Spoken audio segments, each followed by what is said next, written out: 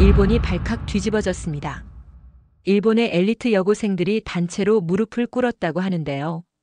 그것도 한국 한복판에서 말이죠. 누가 시키지도 않았습니다. 멀쩡히 수학여행을 왔다던 아이들이 조용히 무릎을 꿇고 종이 한 장에 무언가를 적기 시작했습니다. 우리는 진실을 몰랐습니다. 대체 무슨 일이 있었던 걸까요? 조부가 전 총리였던 한 여고생은 어릴 적부터 한국을 부정적으로 배워왔습니다. 한국은 감정에 휘둘리는 나라야. 일본이 문명과 기술을 준 나라지. 그렇게 배운 아이들이 한국 땅을 밟은 지 3초 만에 얼굴이 굳기 시작했습니다. 그리고 3일 후 그들은 15년 묵은 편견 앞에서 스스로 무너졌습니다. 그 아이들에게 한국은 어떤 나라로 보였던 걸까요? 한국에서 어떤 일이 있었는지 함께 사연 들어보실까요? 그 전에 잠깐 1초만 시간 내셔서 좋아요와 구독 버튼 눌러주시면 감사하겠습니다. 안녕하세요. 저는 일본에 살고 있는 스기우라 아야입니다. 도쿄 최고의 여학교인 K여고 3학년생이죠. 제 인생은 늘 자부심으로 가득했습니다.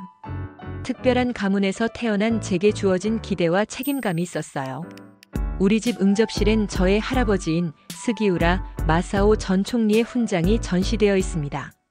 화려한 금색 테두리와 붉은 띠가 달린 그 훈장 옆에는 일본 국회의사당 사진이 걸려 있죠. 한 번도 패배한 적 없는 인생이라는 조부의 좌우명도 액자에 담겨 있습니다.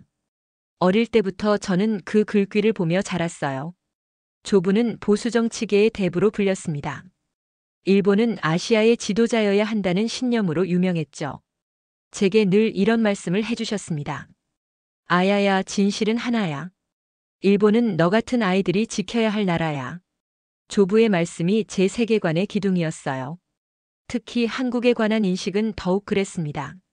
한국은 늘 감정으로 역사를 판단하지. 그래서 그들은 발전이 더디단다. 그게 우리와 다른 점이야. 학교에서도 저는 특별했습니다. 전교회장이자 역사 탐방반 리더였죠. 친구들은 제가 가진 지식과 자신감에 감탄했어요. 그것이 조부의 혈통이라는 무의식적 기대에서 비롯됐다는 사실을 그때는 몰랐습니다.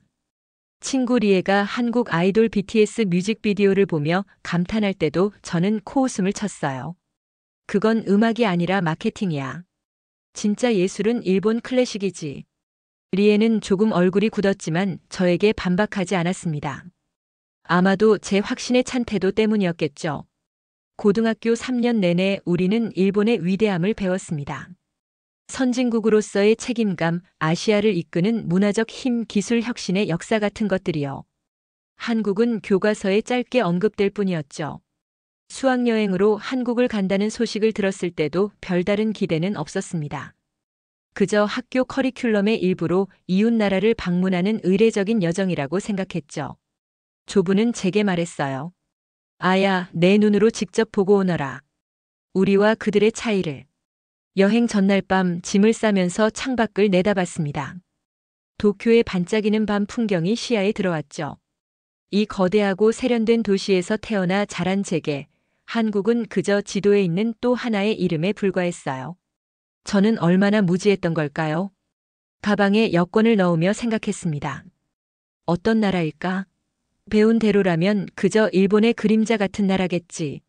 하지만 제 마음 한구석에선 알 수 없는 호기심이 자라고 있었어요. 그게 나중에는 제 인생을 바꾸는 시작점이 될 줄은 상상도 못했죠.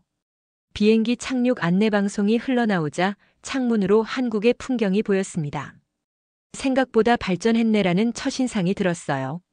하지만 여전히 제 마음속엔 일본이 앞서 있다는 확신이 있었죠. 비행기에서 내려 첫 발을 내딛는 순간 예상치 못한 광경이 펼쳐졌습니다. 유리천장 너머로 햇살이 쏟아지는 웅장한 인천공항 대합실이 눈앞에 있었어요. 도쿄 하네다 공항보다 2배는 넓어 보이는 로비, 자연스럽게 배치된 들꽃 조경과 예술 조형물이 시선을 사로잡았습니다. 이게 정말 한국이야? 제 입에서 나오려던 말을 꿀꺽 삼켰어요. 모든 게 제가 상상했던 것과 달랐습니다. 공항 곳곳에 있는 최첨단 기술들, 깔끔하게 정돈된 시설들, 여유로운 공간 배치가 인상적이었죠. 친구 유나가 제 옆에서 작게 속삭였습니다. 냄새가 다르다. 공기도 더 깨끗해. 저도 느꼈어요. 어떤 신선함이 있었습니다. 자동문 옆에서는 청소 로봇이 조용히 움직이고 있었고 안내 로봇은 유창한 일본어로 어서 오세요, 환영합니다라고 말했어요. 친구 리에는 두 눈을 반짝이며 감탄했습니다. 공항만 봐도 나라의 격이 보이네. 그 말에 저는 아무 대답도 하지 않았어요. 조부의 말과 현실 사이에서 혼란스러웠죠. 자동 입국 심사 시스템 앞에 섰습니다. 여권을 대자 얼굴을 스캔하고 지문을 인식하는 과정이 10초 안에 완료됐어요. 제가 알고 있던 한국의 모습과는 너무 달랐습니다. 주위를 빠르게 둘러보며 모든 것을 관찰했죠. 시스템이 일본보다 훨씬 앞서 있어. 친구의 말에 저는 미간을 찌푸렸습니다. 인정하고 싶지 않았지만 사실이었어요. 모든 것이 효율적이고 세련되었습니다. 수화물도 스마트 회전 벨트로 금세 도착했어요. 짐칸 옆에는 일본어로 된 대형 디지털 안내판이 있었습니다. 어서 오세요, 일본에서 오신 손님 여러분이라는 문구가 반짝였죠. 이런 세심한 배려에 학생들 사이로 묘한 침묵이 흘렀습니다. 무거운 캐리어를 끌며 말했습니다. 이건 단순한 서비스가 아니야. 구조 자체가 다르잖아. 제 목소리에 당혹감이 묻어났어요. 입국 과정 내내 저는 말이 없었습니다. 몇 시간 전만 해도 확신에 찬 제 생각들이 흔들리기 시작했죠. 버스에 오르면서 창밖으로 보이는 한국의 첫인상은 제가 기대했던 것과 완전히 달랐습니다. 이렇게 시작된 수학여행은 제 인생을 영원히 바꾸게 될 거였어요. 공항버스를 타고 서울로 향했습니다. 창문 너머로 펼쳐지는 광경에 놀라지 않을 수 없었어요. 넓은 고속도로와 정돈된 교통 시스템, 주변의 깔끔한 도시 경관이 눈에 들어왔죠. 도로변에는 스마트 정류장들이 있었고 대형 스크린에는 실시간 버스 정보가 표시되고 있었습니다. 한국은 버스 정류장도 첨단이네, 유나가 감탄했어요. 저는 아무 말도 하지 않았습니다. 충격을 숨기려 했지만 마음속으로는 이미 혼란스러웠죠. 조부가 들려주셨던 이야기와 눈앞의 현실이 완전히 달랐으니까요. 서울 시내로 들어서자 더 놀라운 풍경이 펼쳐졌습니다. 고층 빌딩들 사이로 정돈된 거리와 보행자 도로, 자전거 전용 도로까지 체계적으로 구성된 도시였어요. 거리 곳곳에는 디지털 표지판들이 설치되어 있었고 사람들은 질서 있게 횡단보도를 건너고 있었죠. 버스 옆 좌석에 미야코가 속삭였습니다. 이건 우리가 배웠던 한국의 모습이 아니야. 저도 고개를 끄덕였어요. 교과서에서 배웠던 한국의 이미지와 눈앞의 현실 사이에는 큰 괴리가 있었습니다. 차창 밖으로 지나가는 거리를 유심히 관찰했어요. 사람들은 다양한 패션을 입고 있었고 도로는 깨끗했으며 무엇보다 모든 것이 효율적으로 움직이는 것 같았습니다. 매장 간판들은 세련되었고 사람들은 자신감 있게 걸어다녔죠. 서울은 생각보다 너무 깨끗하고 조용하다, 친구 유나가 말했어요. 저는 입술을 깨물었습니다. 인정하고 싶지 않았지만 맞는 말이었죠. 우리는 인사동에 도착했습니다. 전통과 현대가 공존하는 거리였어요. 한옥 건물 사이로 현대적인 카페와 갤러리가 조화롭게 어우러져 있었습니다. 길을 걷는데 한 상인이 유창한 일본어로 인사했어요. 어서 오세요. 일본에서 오셨군요. 구경하세요. 그 친절함에 저는 오히려 얼어붙었습니다. 왜 이렇게 친절한 걸까요? 우리나라에 대한 적대감은 없는 걸까? 혼란스러웠어요. 리에가 제 팔을 잡아당겼습니다. 아야, 저기 봐. 길거리 공연이야. 한복을 입은 젊은이들이 전통북을 치며 공연하고 있었어요. 현대적인 비트가 섞인 전통 음악이었죠. 관객들은 열광하고 있었고 외국인 관광객들도 신나게 춤을 추고 있었습니다. 우리는 지금 후진국을 찾으러 온 게 아니야? 혼란스러운 마음에 작게 중얼거렸어요. 조부의 말씀, 교과서의 설명, 선생님들의 가르침. 모든 것이 지금 제 눈앞의 현실과 맞지 않았습니다. 거리의 한 카페에 들어가 휴식을 취했습니다. 인테리어는 모던하면서도 한국적인 요소가 섞여 있었어요.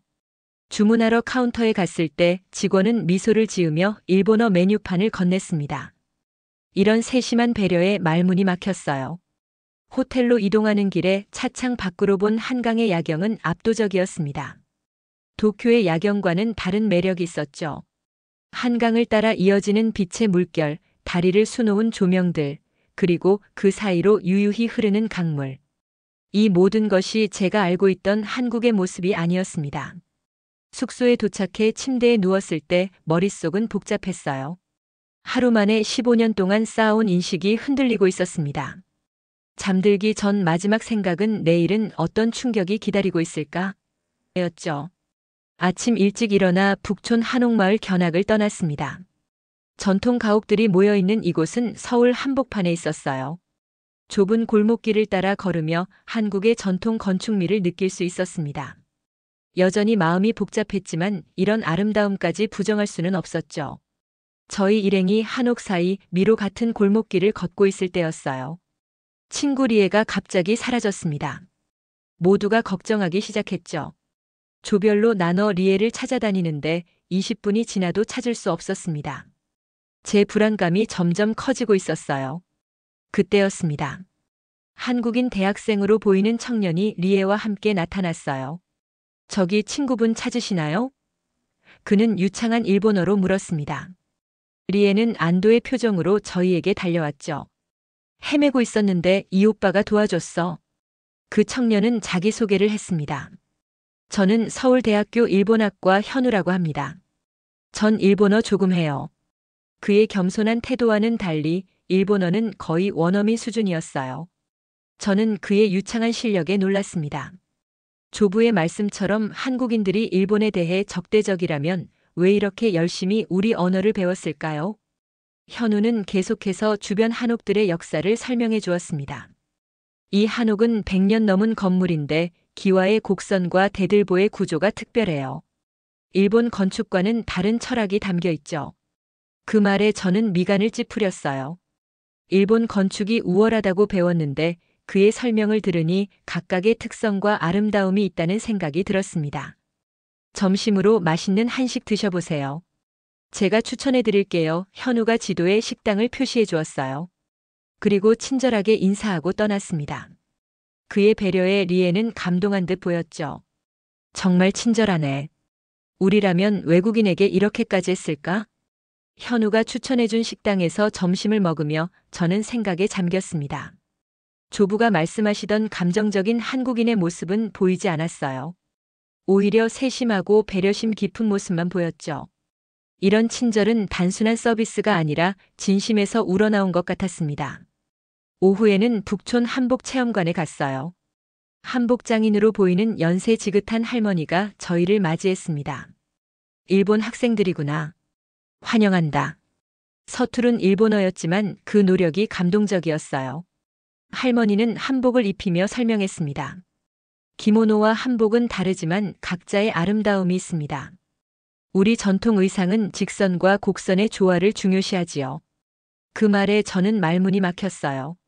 할머니는 일본 문화를 낮추지 않으면서도 한국 문화의 독특함을 자랑스럽게 설명했습니다. 한복을 입고 거울을 보는데 친구 유나가 갑자기 물었어요. 왜 그들은 우리가 싫어하지 않을까? 저는 대답할 수 없었습니다. 정말 모르겠어요. 교과서에서 배운 것처럼 한국인들이 일본에 적대적이라면 왜 이렇게 친절하게 대해주는 걸까?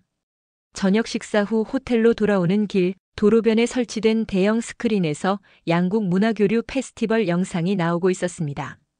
한국과 일본의 젊은이들이 함께 춤추고 노래하고 웃는 모습이었죠. 그걸 보며 제 마음은 더욱 혼란스러워졌어요. 우리가 배워온 것과 현실 사이의 간극이 너무 컸습니다. 방에 돌아와 창밖을 바라보며 생각했습니다. 내가 알고 있던 한국은 어디에 있지? 하루 종일 경험한 사소한 친절들이 모여 제 마음 깊은 곳에서 울림을 만들고 있었어요. 이것이 시작에 불과하다는 것은 그때는 몰랐습니다. 다음 날 아침 우리는 서대문 형무소 역사관을 방문했습니다. 일제강점기 당시 독립운동가들이 수감되었던 곳이라는 설명을 들었어요. 처음에는 또 반일 선전이겠지라는 생각으로 방문했습니다. 하지만 전시관에 들어서는 순간 제 생각은 완전히 바뀌었죠. 실물 크기로 재현된 고문 도구들, 좁은 독방, 그리고 무엇보다 충격적이었던 건 일본어로 쓰인 당시 공문서와 사진들이었습니다. 이건 선전이 아니었어요. 우리 조상들이 실제로 남긴 기록이었죠. 학생들 중 몇몇은 얼굴이 창백해졌고 저도 손이 떨리기 시작했습니다. 이건 우리가 한 일이야? 친구 미야코가 작게 속삭였어요. 저는 대답하지 못했습니다. 목구멍이 메어오는 느낌이었죠. 제 조부, 제가 그토록 존경했던 그분의 세대가 이런 일을 저질렀다니. 믿기 힘들었습니다. 특히 충격적이었던 건 당시 수감자들의 나이였어요. 많은 사람들이 10대, 20대 초반이었습니다. 저와 비슷한 나이였죠. 그들은 어떤 생각으로 이곳에서 고통받았을까? 이런 생각이 제 마음을 더 무겁게 했어요. 오후에는 위안부 전시관으로 향했습니다. 발걸음이 무거웠어요. 이미 아침에 받은 충격으로 마음이 복잡했는데 더 힘든 이야기가 기다리고 있다는 걸 알았죠. 전시관 입구에서 우리 모두는 잠시 망설였습니다. 들어가야 할까? 리에가 물었어요. 저는 깊게 숨을 들이마시고 대답했습니다. 알아야 해. 우리가 배운 것과 다르더라도. 그렇게 우리는 안으로 들어갔죠. 전시관 내부는 조용했습니다. 흑백 사진들, 증언 영상, 그리고 희생자들의 유품이 전시되어 있었어요. 특히 충격적이었던 건 15살 소녀의 일기였습니다. 또래 소녀가 겪은 끔찍한 경험을 읽으며 친구들 중 몇몇은 눈물을 흘리기 시작했어요. 할머니, 아직 살아계신 분들도 계시네요. 유나가 현재까지 이어지는 피해자들의 사진을 보며 말했습니다. 그때 제 마음에 뭔가가 무너지는 느낌이 들었어요. 이건 과거의 이야기가 아니라 지금도 계속되고 있는 아픔이었습니다. 리에가 떨리는 목소리로 말했습니다. 이게 사실이라면 우리가 배운 건 거짓이야. 그 말에 모두가 침묵했어요. 부정할 수 없는 증거들 앞에서 우리는 할 말을 잃었습니다. 수많은 사진, 문서, 증언들. 이건 조작될 수 없는 것들이었죠. 전시관을 나오는데 한국인 가족들이 우리를 바라보고 있었습니다. 처음엔 그들의 시선이 두려웠어요. 미움이나 비난이 있을까봐. 하지만 놀랍게도 그들의 눈에는 증오가 아니라 공감이 있었습니다. 한 중년 여성이 다가와 말했어요. 힘들었죠? 이해합니다. 중요한 건 함께 기억하는 거예요. 버스로 돌아가는 길에 모두가 침묵했습니다. 각자의 생각에 잠겨 있었죠. 저는 창밖을 바라보며 처음으로 제가 틀렸다고 느꼈어요. 15년 동안 쌓아온 제 역사관이 잘못되었다는 것. 이건 단순한 인식의 변화가 아니라 제 정체성을 흔드는 경험이었습니다. 호텔 방에서 혼자 남겨졌을 때 조부의 말씀이 다시 떠올랐어요. 진실은 하나야. 맞습니다. 진실은 하나예요. 하지만 그건 제가 배워온 것이 아니었습니다. 눈물이 흘러내리는 것을 막을 수 없었죠. 지금까지 살아온 제 믿음이 무너지는 순간이었으니까요. 여행 셋째 날 우리는 위안부 소녀상을 방문했습니다. 작은 동상이 서 있는 광장에 도착했을 때 이상하게도 마음이 진정되는 느낌이었어요. 어제의 충격과 혼란을 넘어 무언가 각오를 다진 기분이었죠. 소녀상 앞에 서자 우리 모두 자연스레 묵념을 시작했습니다. 그 소녀의 텅 빈 의자, 주먹 쥔 손, 그리고 바람에 흩날리는 짧은 머리카락까지. 모든 디테일이 가슴을 아프게 했어요. 저는 그 소녀의 얼굴을 오랫동안 바라봤습니다. 만약 저 소녀가 내 동생이었다면. 갑자기 이런 생각이 머릿속을 스쳤어요. 지금까지는 역사책의 한 페이지로만 여겼던 사건이 실제 사람들의 이야기라는 걸 깨달았습니다. 그들은 숫자가 아닌 가족이 있고 꿈이 있던 누군가였죠. 그때 지나가던 한국 청년이 우리를 발견하고 다가왔습니다. 그는 유창한 일본어로 말했어요. 일본에서 오셨군요. 여기 와주셔서 감사합니다. 적대감이나 비난 대신 그의 말에는 따뜻함이 있었죠. 증오보다 기억이 중요하죠. 같은 실수를 반복하지 않기 위해. 그 말이 제 가슴에 깊이 박혔습니다. 증오가 아닌 기억. 비난이 아닌 이해. 이런 태도에 눈물이 났어요. 그동안 저는 한국인들이 단지 감정적으로 과거를 들춘다고 생각했는데 그게 아니었습니다. 그들은 미래를 위해 기억하고 있었던 거예요. 소녀상 옆에는 편지와 쪽지들이 놓여 있었습니다. 한국어, 영어, 그리고 일본어 메시지까지. 전 세계 사람들의 위로가 담겨 있었죠. 저는 주머니에서 펜과 메모지를 꺼냈어요. 떨리는 손으로 적기 시작했습니다. 진실을 몰랐습니다. 미안합니다. 단순한 5글자였지만 제 가슴에서 우러나온 진심이었어요. 메모를 소녀상 앞에 놓으려는데 무의식적으로 무릎을 꿇고 있는 제 모습을 발견했습니다. 아무도 시키지 않았어요. 그냥 제 마음이 이끄는 대로 몸이 움직였죠. 놀랍게도 친구들도 하나둘 무릎을 꿇기 시작했습니다. 리에, 유나, 미야코. 모두가 저와 같은 마음이었나 봐요. 우리는 각자 쪽지를 써서 소녀상 앞에 놓았습니다. 그 순간 묘한 해방감이 느껴졌어요. 무거운 짐을 내려놓은 듯한 기분이었죠. 지나가던 사람들이 우리를 보고 놀라는 표정이었습니다. 일본 교복을 입은 학생들이 소녀상 앞에 무릎 꿇은 모습이 그들에게는 충격적이었나 봐요. 몇몇은 휴대폰으로 사진을 찍기도 했습니다. 하지만 저는 신경 쓰지 않았어요. 이것은 제가 스스로 선택한 행동이었으니까요. 버스로 돌아가는 길, 우리는 모두 조용했지만 이전과는 다른 침묵이었습니다. 부끄러움이나 충격의 침묵이 아니라 각자의 결심과 다짐이 담긴 침묵이었죠. 저는 창밖을 바라보며 생각했어요. 이제 돌아가서 무엇을 할 수 있을까? 여행 마지막 날, 우리는 한일 청소년 교류회에 참석했습니다. 한국 학생들과 함께하는 자리였어요. 처음에는 어색했지만 금세 편안한 분위기가 만들어졌죠. 한국 학생들은 놀라울 정도로 일본 문화에 대해 잘 알고 있었습니다. 교류회 중 한국 학생 대표가 연설했어요. 우리는 과거를 기억하지만 미래로 갑니다. 한일 양국이 서로 손을 잡고 나아가길 바랍니다. 그 말에 저는 감동했습니다. 증오나 비난이 아닌 희망과 화해의 메시지였으니까요. 그 연설을 들으며 친구들과 저는 눈물을 참을 수 없었습니다. 리에, 유나, 저까지 모두 울먹이며 고개를 숙였어요. 이건 단순한 감상이 아니었습니다. 우리의 인식이 완전히 바뀐 순간이었죠. 교류회가 끝나고 한국 학생들과 작별 인사를 나눴습니다. 한 학생이 다가와 명함을 건네며 말했어요. 일본에 오면 연락해요. 안내해 드릴게요. 그 친절함에 감사했습니다. 이제 한국은 제게 단순한 이웃나라가 아니었어요. 배울 점이 많은 나라, 존경할 만한 사람들이 사는 곳이었죠. 공항으로 가는 버스 안에서 저는 결심했습니다. 한국어 배우고 싶어. 진짜 사람들을 알고 싶어. 친구들도 동의했어요. 우리는 서로의 연락처를 교환하며 귀국 후에도 함께 한국어를 배우자고 약속했습니다. 인천공항에 도착해 출국 절차를 밟으며 제 마음은 이상하게도 떠나기 아쉬웠어요. 3일 전만 해도 빨리 돌아가고 싶었는데 이제는 더 머물고 싶다는 생각이 들었습니다. 비행기를 타고 창밖을 내다보며 한국의 마지막 풍경을 담아두었어요. 도쿄로 돌아가는 비행기 안에서 저는 여행 일기를 썼습니다. 한국은 단지 나라가 아니었다. 그곳은 내 편견을 깨부순 사람들의 이야기였다. 이 짧은 여행이 제 인생의 전환점이 되리라는 것을 그때는 몰랐어요. 일본으로 돌아온 후 예상치 못한 상황이 펼쳐졌습니다. SNS에는 소녀상 앞에서 무릎 꿇은 저희의 사진이 퍼져 있었어요. 일부 보수 성향의 사람들은 우리를 비난했고 학교에서도 수군거림이 있었습니다. 조부가 알면 실망하실 거야. 선배 한 명이 제게 말했어요.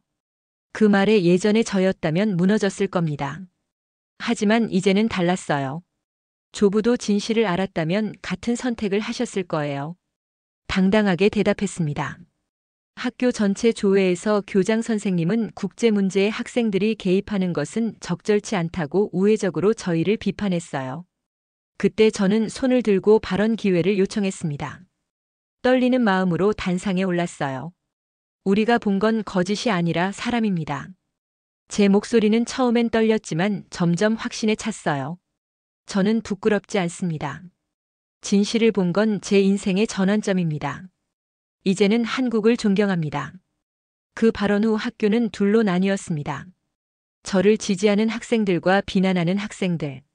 하지만 저는 흔들리지 않았어요. 오히려 더 많은 것을 알고 싶어졌죠. 역사 동아리에서는 일본의 근현대사를 다시 공부하기 시작했고 한국어 학원도 등록했습니다.